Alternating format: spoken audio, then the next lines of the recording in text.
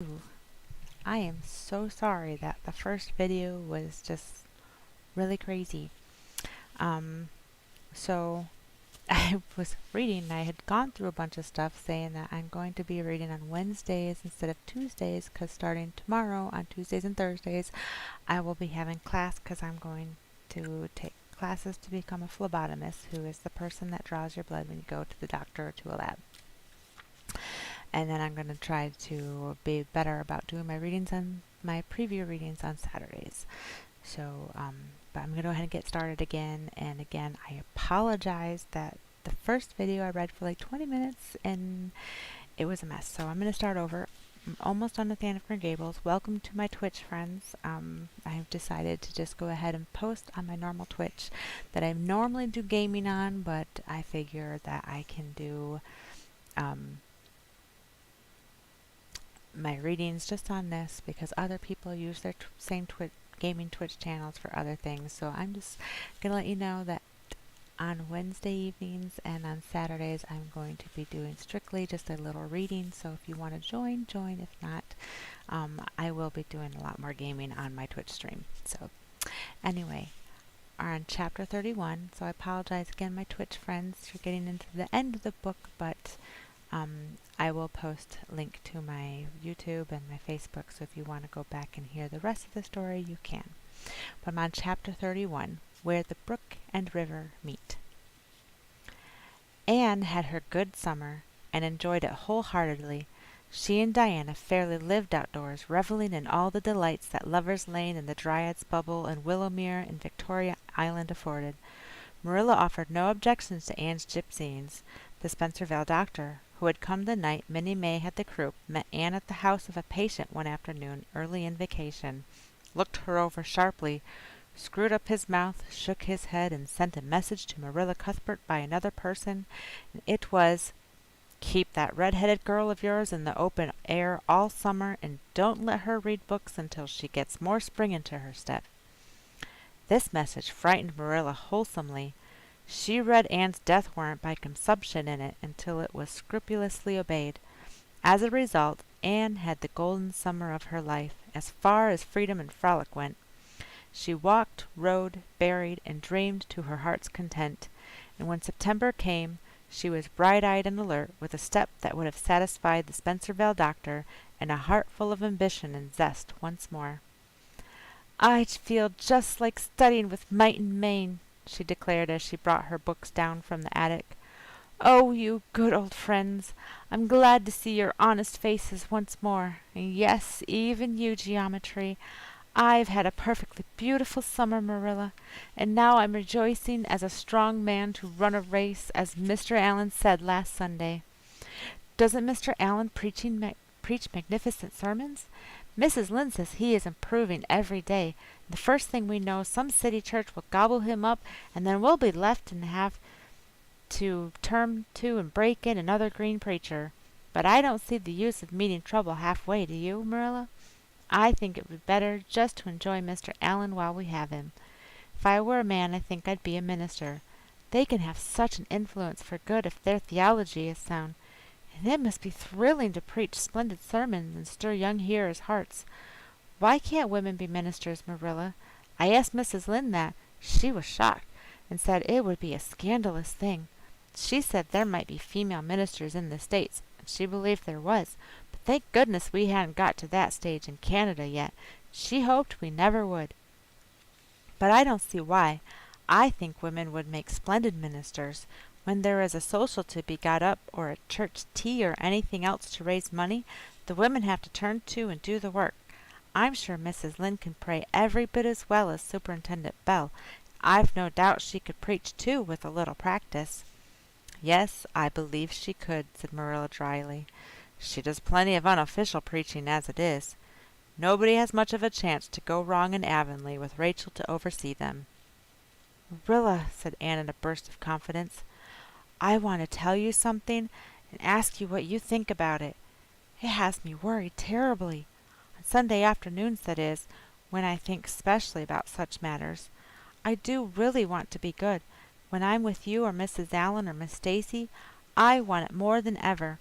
and I want to do just what would please you and what you would approve of. But mostly when I'm with Mrs. Lynde, I feel desperately wicked and as if I wanted to go and do the very thing she told me not I oughtn't to do. I feel irresistibly tempted to do it. Now what do you think is the reason I feel like that? Do you think it's because I'm really bad and unregenerate?" Marilla looked dubious for a moment, and then she laughed. "If you are, I guess I am too, Anne, for Rachel often has that very effect on me. I sometimes think she'd have more of an influence for good, as you say yourself, if she didn't keep nagging people to do right. There should have been a special commandment against nagging, but there, I shouldn't talk so. Rachel is a good Christian woman, and she means well. There isn't a kinder soul in Avonlea, and she never shirks her share of work." "I'm very glad you feel the same," said Anne decidedly. "It's so encouraging. I shan't worry so much over that after this. But I dare say there'll be other things to worry me. They keep coming up new all the time. Things to perplex you, you know. You settle one question and there's another right after. There are so many things to be thought over and decided when you're beginning to grow up. It keeps me busy all the time thinking them over and deciding what is right. It's a serious thing to grow up, isn't it, Marilla? But when I have such good friends as you and Matthew, and Mrs. Allan and Miss Stacy, I ought to grow up successfully, and I'm sure it will be my own fault if I don't. I feel it's a great responsibility because I only have the one chance. If I don't grow up right, I can't go back and begin over again. I've grown 2 inches this summer, Marilla. Mr. Gillis measured me at Ruby's party. I'm so glad you made my new dresses longer, and that green one is so pretty. And it was sweet of you to put on the flounce. Of course, I know it wasn't really necessary, but flounces are so stylish this fall, and Josie Pye has flounces all over on all her dresses. I know I'll be able to study better because of mine.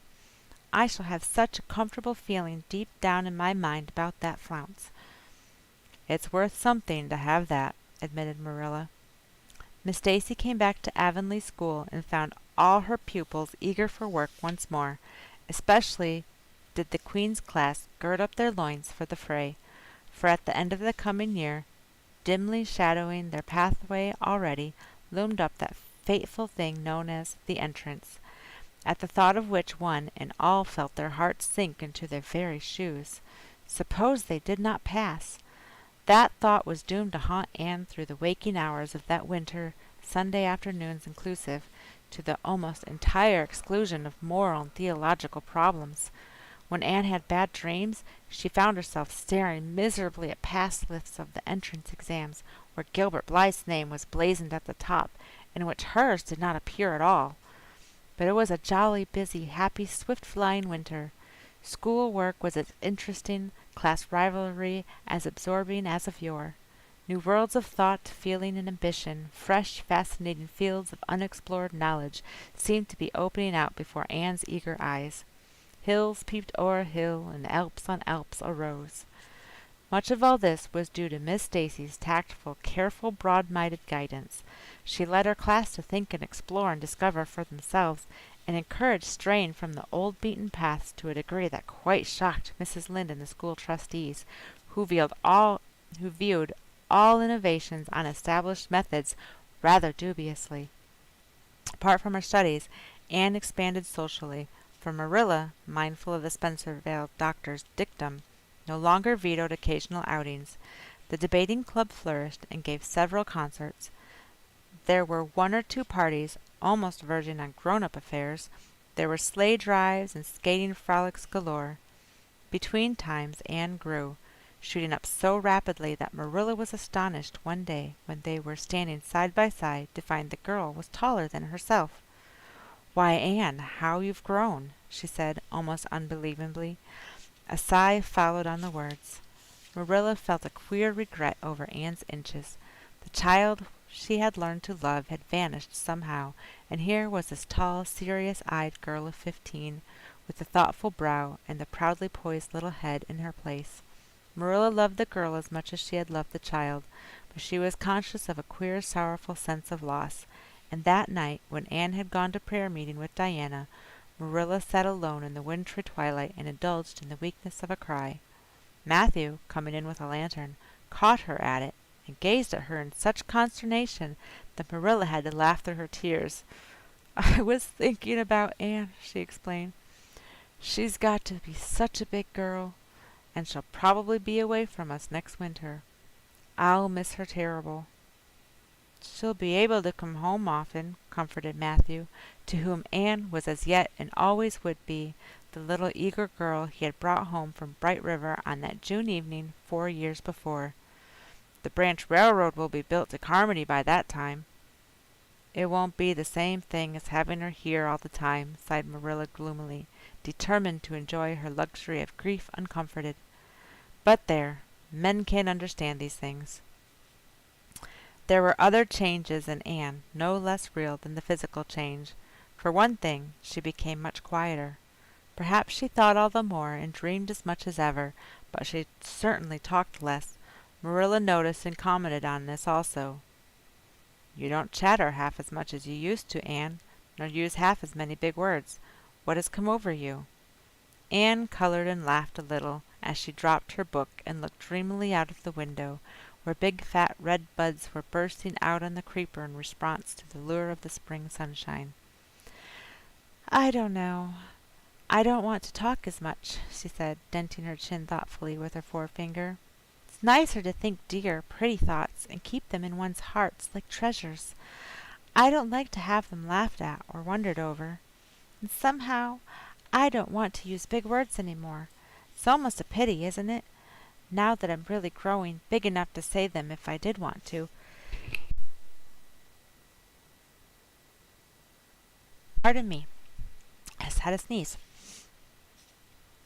"It's fun to be almost grown up in some ways, but it's not the kind of fun I expected, Marilla. There's so much to learn and do and think that there isn't time for big words. Besides, Miss Stacy says the short ones are much stronger and better. She makes us write all our essays as simply as possible. It was hard at first. I was so used to crowding in all the big fine words I could think of, and I thought of any number of them. But I've got used to it, and I've got used to it now, and I see it's so much better." "What has become of your story club? I haven't heard you speak of it for a long time." "The story club isn't in existence any longer. We hadn't time for it, and anyhow, I think we had got tired of it. It was silly to be writing about love and murder and elopements and mysteries. Miss Stacy sometimes has us write a story for training in composition, but she won't let us write anything but what might happen in Avonlea in our own lives, and she criticizes it very sharply, and makes us criticize our own too. I never thought my compositions had so many faults until I began to look for them myself. I felt so ashamed. I wanted to give up altogether, but Miss Stacy said I could learn to write well if I only trained myself to be my own severest critic, and so I am trying to." "You've only 2 more months before the entrance," said Marilla. "Do you think you'll be able to get through?" Anne shivered. "I don't know. Sometimes I think I'll be all right, and then I get horribly afraid. We've studied hard, and Miss Stacy has drilled us thoroughly, but we mayn't get through for all that. We've each got a stumbling block. Mine is geometry, of course. Jane's is Latin. Ruby's and Charlie's is algebra, and Josie's is arithmetic. Moody Spurgeon says he feels it in his bones that he is going to fail in English history.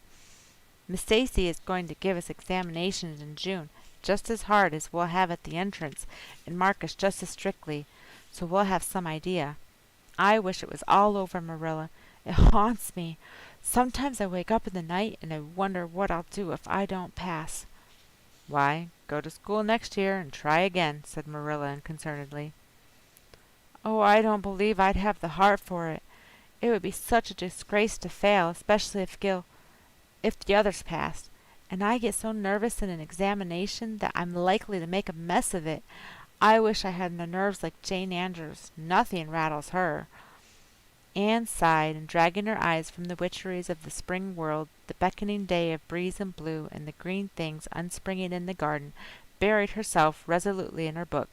There would be other springs, but if she did not succeed in passing the entrance, Anne felt convinced that she would never recover sufficiently to enjoy them. Chapter 32. The Pass List is Out. With the end of June came the close of the term and the close of Miss Stacy's rule in Avonlea school. Anne and Diana walked home that evening feeling very sober indeed. Red eyes and damp handkerchiefs bore convincing testimony to the fact that Miss Stacy's farewell words must have been quite as touching as Mr. Phillips had been under similar circumstances 3 years before. Diana looked back at the schoolhouse from the foot of the spruce hill and sighed deeply. "It doesn't seem as if it was the end of everything, doesn't it? It does seem as if it was the end of everything, doesn't it?" she said dismally. "You oughtn't to feel half as badly as I do," said Anne, hunting vainly for a dry spot on her handkerchief. "You'll be back again next winter, but I suppose I've left the dear old school forever. If I have good luck, that is." "It won't be the same. It won't be a bit the same. Miss Stacy won't be there, nor you, nor Jane, nor Ruby, probably. I shall have to sit all alone, for I couldn't bear to have another deskmate after you. Oh, we have had jolly times, haven't we, Anne? It's dreadful to think they're all over." 2 big tears rolled down by Diana's nose. If you would just stop crying, I could," said Anne.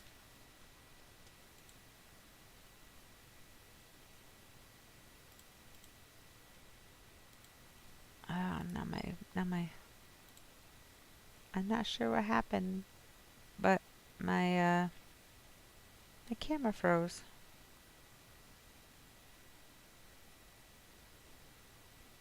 I'm not sure why my camera froze.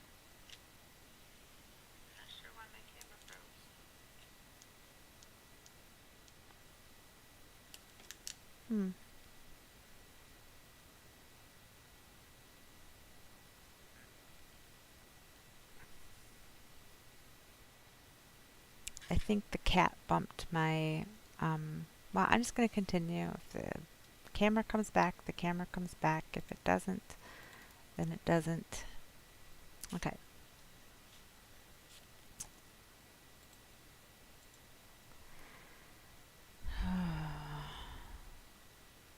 Two big tears rolled down by Diana's nose.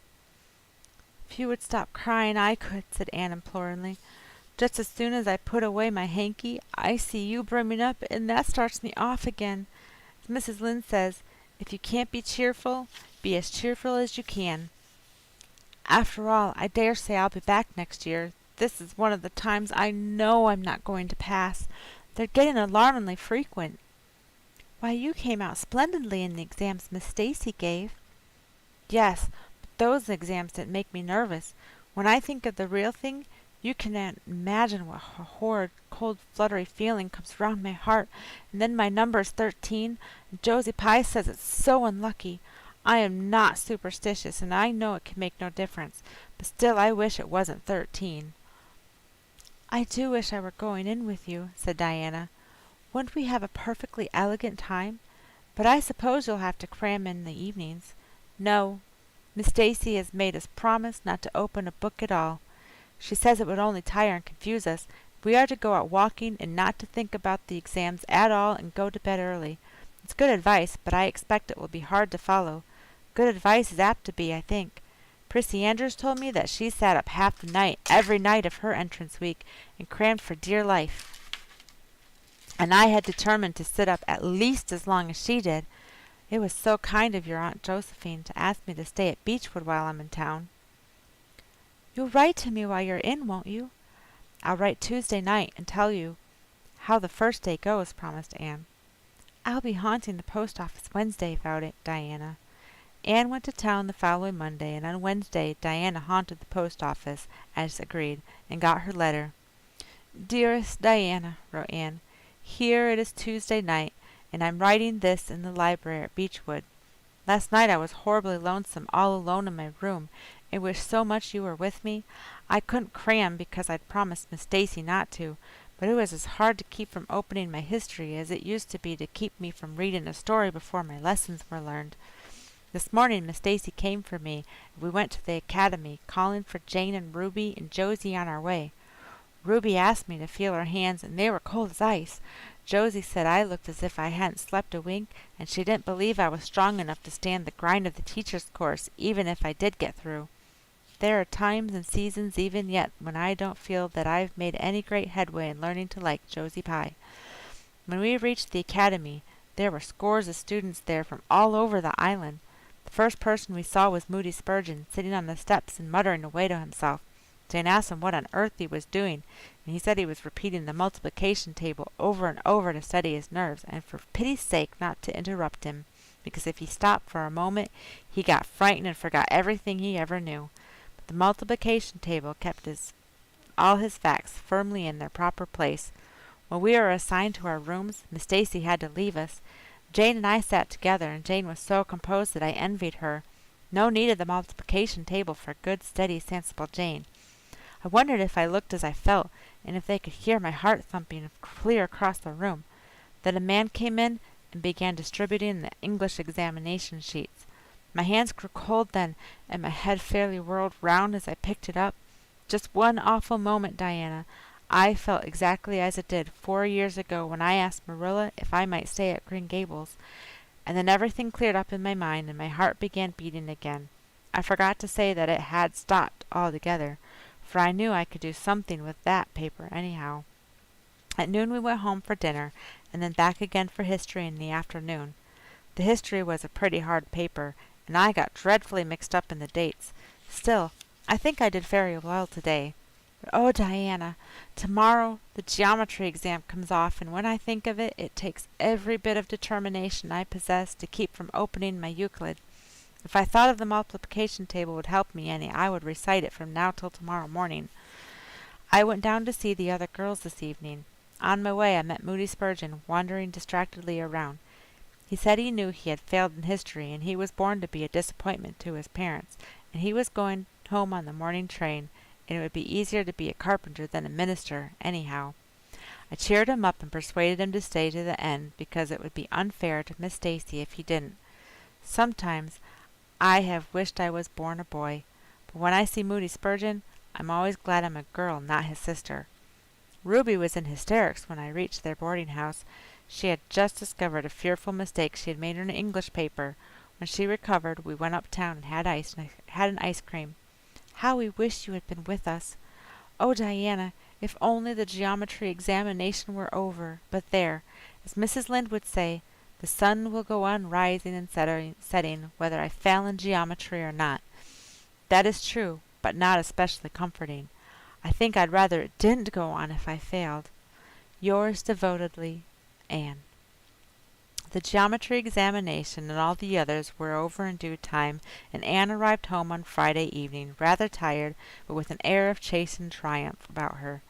Diana was over at Green Gables when she arrived, and they met as if they had been parted for years.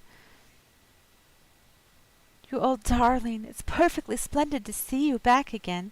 It seems like an age since you went to town. Oh, Anne, how did you get along?" "Pretty well, I think, in everything but the geometry. I don't know whether I passed in it or not, and I have a creepy-crawly presentiment that I didn't. Oh, how good it is to be back. Green Gables is the dearest, lovely spot in the world." "How did the others do?" "The girls say they know they didn't pass, but I think they did pretty well. Josie says the geometry was so easy a child of 10 could do it. Moody Spurgeon still thinks he failed in history. Charlie says he failed in algebra. But we don't really know anything about it, and won't until the pass list is out. That won't be for a fortnight. Fancy living a fortnight in such suspense. I wish I could go to sleep and never wake up until it is over." Diana knew it would be useless to ask how Gilbert Blythe had fared, so she merely said, "Oh, you'll pass all right. Don't worry." "I'd rather not pass at all than not come out pretty well upon the list," flashed Anne, by which she meant, and Diana knew she meant, that success would be incomplete and bitter if she did not come out ahead of Gilbert Blythe. With this end in view, Anne had strained every nerve during the examinations, and so had Gilbert. They had met and passed each other on the street a dozen times without any sign of recognition, and every time Anne had held her head a little higher and wished a little more earnestly that she had made friends with Gilbert when he had asked her. and vowed a little more determinedly to surpass him in the examination. She knew that all Avonlea Junior was wondering which would come out first. She even knew that Jimmy Glover and Ned Wright had a bet on the question, and that Josie Pye had said there was no doubt in the world that Gilbert would be first, and she felt that her humiliation would be unbearable if she failed. But she had another and nobler motive for wishing to do well. She wanted to pass high for the sake of Matthew and Marilla, especially Matthew. Matthew had declared to her his conviction that she would beat the whole island. That, Anne felt, was something that would be foolish to hope for, even in the wildest dreams. But she did hope fervently that she would be among the first 10 at least, so that she might see Matthew's kindly brown eyes gleam with pride in her achievement. That, she felt, would be a sweet reward indeed for all her hard work and patient grubbing among unimaginative equations and conjugations. At the end of the fortnight, Anne took to haunting the post office also, in the distracted company of Jane, Ruby, and Josie, opening the Charlottetown dailies with shaking hands and cold sink-away feelings as bad as any experienced during the entrance week. Charlie and Gilbert were not above doing this too, but Moody Spurgeon stayed resolutely away. "I haven't got the grit to go there and look at the paper in cold blood," he told Anne. "I'm just going to wait until somebody comes and tells me suddenly whether I've passed or not." When 3 weeks had gone by without the pass list appearing, Anne began to feel that she really couldn't stand the strain much longer. Her appetite failed and her interest in Avonlea doings languished. Mrs. Lynde wanted to know what else you could expect with the Tory superintendent of education at the head of affairs, and Matthew, noting Anne's paleness and indifference, and the lagging steps that bore her home from the post office every afternoon, began seriously to wonder if he hadn't better vote Grit at the next election. But one evening the news came. Anne was sitting at her open window, for the time forgetful of the woes of examinations and the cares of the world, as she drank in the beauty of the summer dusk, sweet-scented with flower breaths from the garden below, and sibilant and rustling from the stir of poplars. The eastern sky above the firs was flushed faintly pink from the reflection of the west, and Anne was wondering dreamily if the spirit of color looked like that, when she saw Diana come flying down through the firs, over the log bridge, and up the slope, with a fluttering newspaper in her hand. Anne sprang to her feet, knowing at once what that paper contained. The pass list was out! Her head whirled, and her heart beat until it hurt her. She could not move a step. It seemed an hour to her before Diana came rushing along the hall and burst into the room without even knocking, so great was her excitement.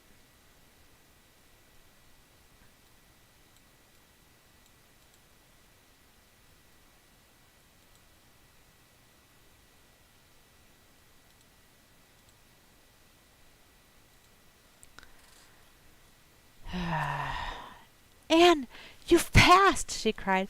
"Passed the very first! You and Gilbert both! You're ties, but your name is first. Oh, I'm so proud!" Diana flung the paper on the table and herself on Anne's bed, utterly breathless and incapable of further speech. Anne lighted the lamp, oversetting the match safe, and using up half a dozen matches before her shaking hands could accomplish the task. Then she snatched up the paper. Yes, she had passed. There was her name at the very top of a list of 200. That moment was worth living for. "You did just splendidly, Anne," puffed Diana, recovering sufficiently to sit up and speak, for Anne, starry-eyed and rapt, had not uttered a word. "Father brought the paper home from Bright River not 10 minutes ago. It came out on the afternoon train, you know, and won't be here till tomorrow by mail. When I saw the pass list, I just rushed over like a wild thing. You've all passed. Every one of you, Moody Spurgeon and all, although he's conditioned in history. Jane and Ruby did pretty well. They're halfway up, and so did Charlie. Josie just scraped through, though, with 3 marks to spare, but you'll see she'll put on as many airs as if she'd led. Won't Miss Stacy be delighted? Oh, Anne, what does it feel like to see your name at the head of a pass list like that? If it were me, I know I'd go crazy with joy. I am pretty near crazy as it is, but you're as calm and cool as a spring evening." "I'm just dazzled inside," said Anne. "I want to say 100 things, and I can't find words to say them in. I never dreamed of this. Yes, I did, too. Just once. I let myself think once. What if I should come out first? Quakingly, you know, for it seems so vain and presumptuous to think I could lead the island. Excuse me a minute, Diana. I must run right out to the field to tell Matthew. Then we'll go up the road and tell the good news to the others. They hurried to the hayfield below the barn where Matthew was coiling hay, and as luck would have it, Mrs. Lynde was talking to Marilla at the lane fence. "Oh, Matthew!" exclaimed Anne. "I've passed, and I'm first, or one of the first. I'm not vain, but I'm thankful." "Well, now, I always said it," said Matthew, gazing at the pass list delightedly. "I knew you could beat them all easy." "You've done pretty well, I must say, Anne," said Marilla, trying to hide her extreme pride in Anne from Mrs. Rachel's critical eye. But that good soul said heartily, "I guess she has done well, and far be it from me to be backward in saying it. You're a credit to your friends, Anne, that's what, and we're all proud of you." That night Anne, who had wound up a delightful evening by a serious little talk with Mrs. Allan at the manse, knelt sweetly by her open window in a great sheen of moonshine and murmured a prayer of gratitude and aspiration that came straight from her heart. There was in it thankfulness for the past and reverent petition for the future, and when she slept on her white pillow her dreams were as fair and bright and beautiful as maidenhood might desire.